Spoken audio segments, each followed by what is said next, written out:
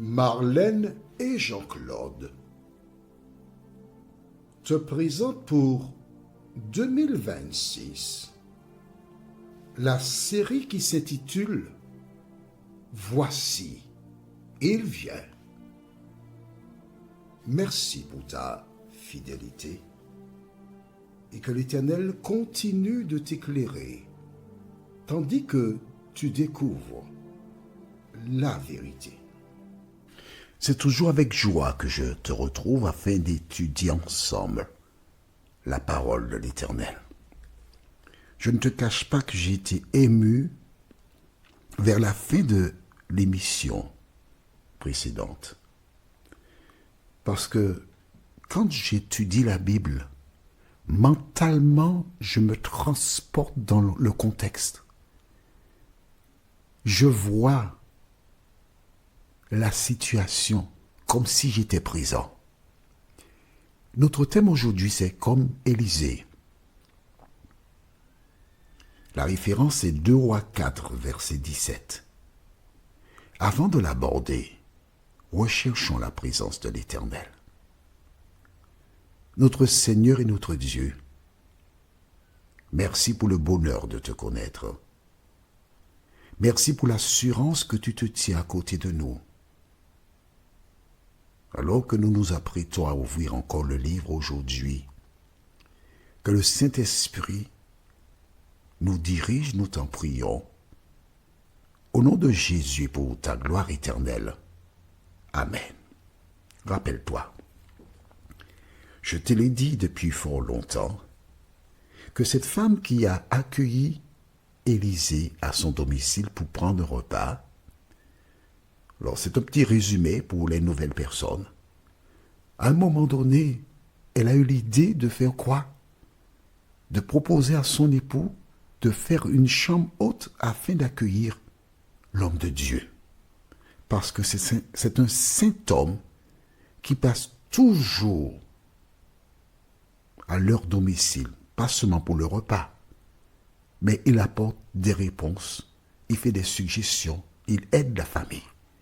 Et ils ont compris, surtout la femme, c'est elle qui parlait, qu'il était dans son intérêt d'accueillir l'homme dans la maison.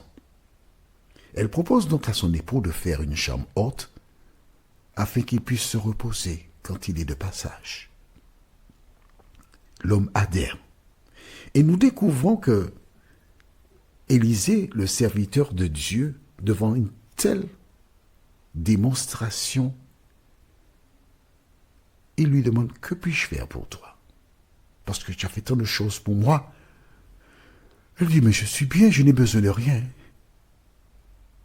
Mais cette réponse ne satisfait pas l'homme de Dieu. Et j'ai expliqué qu'il a posé la question à son serviteur qui s'appelle Géasi. Alors, nous lisons au chapitre 4, verset 14. Et il dit, que faire pour elle? Géasi répondit, mais, point d'exclamation. Elle n'a point de fils, et ce mari est vieux. Je t'ai expliqué que les personnes qui travaillent avec toi, tu es responsable, tu es au sommet, d'accord, mais ne néglige pas, ne méprise pas celles et ceux qui travaillent avec toi. Prends le temps d'écouter les autres.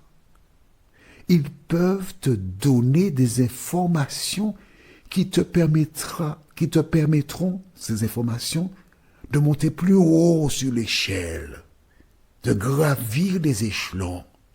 Sois attentif à la femme de ménage. Sois attentive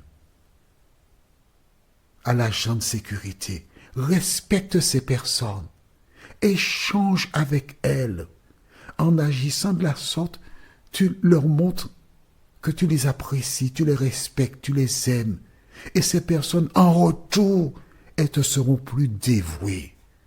Trop de personnes s'imaginent qu'elles sont au haut de l'affiche, elles sont responsables. on peut piétiner, écraser ceux qui sont en dessous. Il ne faut pas faire ça. Et lorsque Géasi lui dit cela, que fait-il? Verset qui suit, verset 15. Et il dit, appelle-la. À travers la réponse de Géasi, il a détecté le message de Dieu. Et que dit-il? Verset 16.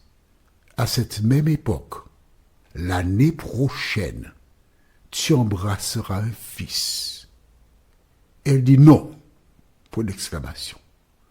Mon Seigneur, qui, homme de Dieu, virgule, ne trompe pas ta servante. Ne me raconte pas des blagues. D'accord, j'ai fait cela pour toi. Et en retour, tu voudrais faire quelque chose pour moi. Mais ne me raconte pas d'histoire. C'est pas possible. C'est impossible. Vois-tu, cette femme, elle avait probablement espéré avoir un enfant. Mais elle n'était pas tombée enceinte. Elle a dû suivre des traitements, voir des spécialistes. Et finalement, elle s'est résignée. C'est peut-être parce que son époux est stérile ou elle-même. Donc c'est une affaire qui est classée, on n'en parle plus. C'est fini. Et cet homme de Dieu à qui elle a fait du bien lui dit, l'année prochaine à pareille heure, tu embrasseras un fils. Non, non, non, c'est impossible. Mais je voudrais te dire une chose, toi qui m'écoutes. Quel que soit le problème que tu rencontres, tu ne trouves pas de solution. Tu ne vois pas de porte de sortie. Mais je puis te certifier que l'Éternel est ta porte de sortie. La porte de sortie est là. Alors nous lirons la référence de ce jour. 2 Rois 4, verset 17. Cette femme devint enceinte. Et elle enfanta un fils à la même époque, l'année suivante, comme Élisée lui avait dit. Amen. Elle est partie. Elle a probablement été dans sa chambre. Elle s'est couchée dans son lit et a commencé à pleurer. Depuis si longtemps, j'ai voulu avoir un enfant. Je n'en ai pas eu. Cet homme arrive, il me dit que j'aurai un enfant. Essaie d'imaginer les émotions qui visitent cette femme. Et quand son époux arrive, elle lui fait part de la parole de l'homme de Dieu. Elle lui dit, il m'a dit que l'année prochaine, j'aurai un fils. Tu te rends compte? Et l'homme qui est vieux se pose des questions. Mais tu sais que pour faire un enfant, chérie, tu sais ce qu'on doit faire. Alors je veux croire, écoute bien, je veux croire que cet homme et cette femme se sont mis à genoux devant l'Éternel désormais. Je veux croire que ces deux personnes à genoux ont dit, Seigneur. Et l'homme a certainement dit, Seigneur, je suis vieux. À tout moment, la mort peut m'emporter. Et mon épouse sera seule. Alors, puisque l'homme que tu as envoyé a dit que l'année prochaine, elle embrassera à la même époque un fils. Seigneur, merci pour le fils que tu m'as déjà donné. Au nom. Alors Jésus n'était pas encore là. Il n'a pas dit au nom de Jésus. Mais maintenant, tu dois dire au nom de Jésus. Là, il est sûr que c'est la volonté de Dieu. Il est sûr que c'est Dieu qui agira. Parce que entre le moment où l'homme passait, il est venu prendre le repas, et ce moment précis, ils ont vu la main de Dieu à l'œuvre. Ils ont prié. Ils ont remercié Dieu pour le Fils. Et la Bible déclare, conformément à la parole de l'homme de Dieu, l'année suivante, elle a embrassé un fils. Aujourd'hui, toi qui m'écoutes, tu ne vois pas la solution. Tu ne vois pas l'issue de secours. Mais Jésus est encore aujourd'hui la seule issue de secours pour toutes celles et ceux qui se confient en lui. Jésus peut transformer les ténèbres en lumière. Jésus peut réaliser le projet. Et voici pourquoi, rappelle-toi, nous avons vu, Romains 8, verset 28 déclare: au reste, frères, nous savons que toute chose concourt au bien de ceux qui aiment Dieu, de ceux qui sont appelés selon son dessein. Ce n'est pas par hasard qu'Élisée est passé dans le secteur. Ce n'est pas par hasard que la femme l'invite à venir chez eux. Ce n'est pas par hasard qu'elle a dit à son époux: faisons une chambre haute pour l'homme de Dieu. Le hasard n'existe pas dans le plan de Dieu. Ce n'est pas par hasard que tu entends cette émission. Notre prochaine étude s'intitule « Ma tête ». Ma tête.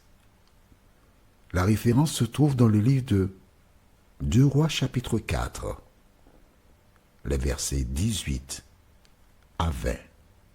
Ma tête. Prions. Notre Seigneur et notre Dieu, merci pour la parole. Merci Seigneur parce que cette femme avait déjà fait le deuil sur la maternité. Et nous voyons que son attitude provoqua le miracle dans cette famille. Seigneur, tu veux faire de même encore aujourd'hui pour toutes celles et ceux qui te cherchent de tout leur cœur. Merci de continuer de nous éclairer, de nous diriger, nous t'en prions. Au nom de Jésus et pour ta gloire éternelle. Amen. Que l'Éternel continue de te bénir et il me tarde de te retrouver. Nous sommes parvenus au terme de notre réflexion. Si d'aventure tu as une question, il te suffit d'envoyer un message par le biais de WhatsApp au numéro suivant, plus 596 696 88 93 93. Et alors Jean-Claude, moi, je me ferai un réel plaisir de répondre à ta question.